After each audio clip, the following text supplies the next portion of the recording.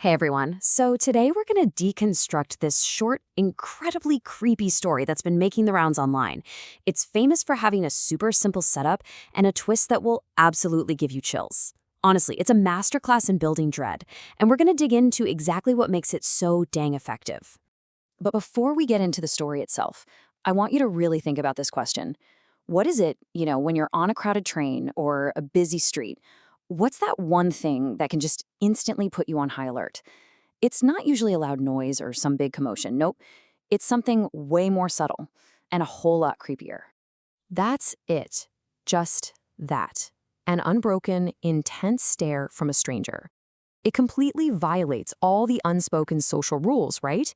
It's like this silent invasion of your personal space that taps right into our most basic fear of the unknown. And the biggest weapon this story uses is that feeling of not knowing what's going on. It just creates this profound, suffocating dread.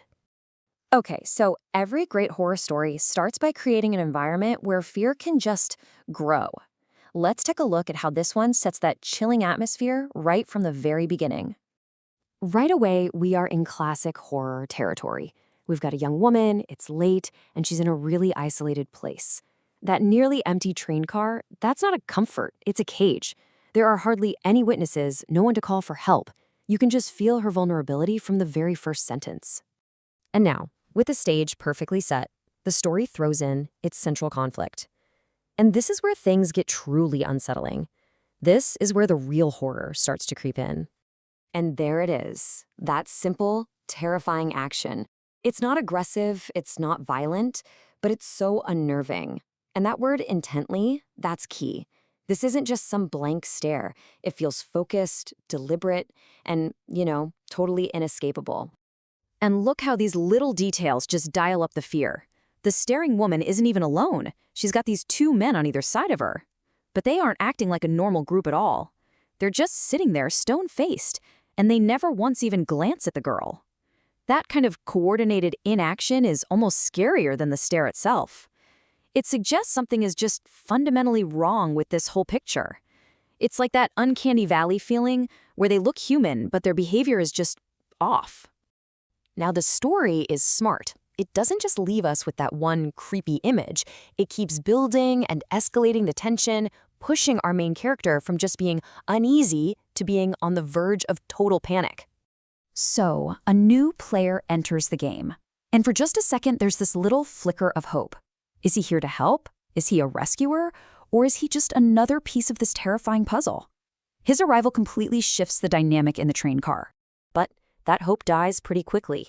The woman's gaze doesn't move an inch. She doesn't even acknowledge this big guy who just sat down right next to her target. And this confirms the girl's absolute worst fear. This is personal. For some terrifying, unknown reason, she's been singled out. So this kind of breaks down that psychological journey perfectly. The story just pulls us through every single stage of her fear. From trying to deny it to this horrifying acceptance. It's a perfect, tight little arc of terror built entirely on what you see and what you don't see. Okay, so just as that psychological tension is about to snap, the story does a hard pivot. All that suffocating stillness is just shattered by sudden, shocking action. The train is pulling into the next station. The mysterious man stands up. What's happening? Is he leaving her? Is he just another passenger getting off at his stop? And then, bam, the first physical contact in the whole story.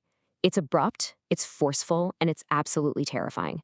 The guy who might have been a rescuer, he's now the immediate threat. It feels like an abduction. In a total blur, he yanks her right out of her seat and onto the platform. There's no time to think, no time to react. The threat is not in her head anymore. It is terrifyingly real and physical. And just like that, her escape route is gone. The train, with the staring woman and her silent friends, just disappears into the dark tunnel. Now the girl is completely alone on an empty platform with the man who just dragged her off the train. Her terror is absolute. But right here, this is where the story hits you with its final brilliant twist. Everything you thought you knew is about to get flipped completely upside down. I mean, these are the questions just screaming through our minds, right?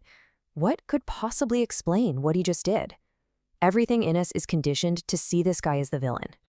And there's the twist, delivered in two absolutely devastating sentences. The man wasn't the attacker, he was the hero. The woman wasn't the threat, she was the victim. And those two silent men?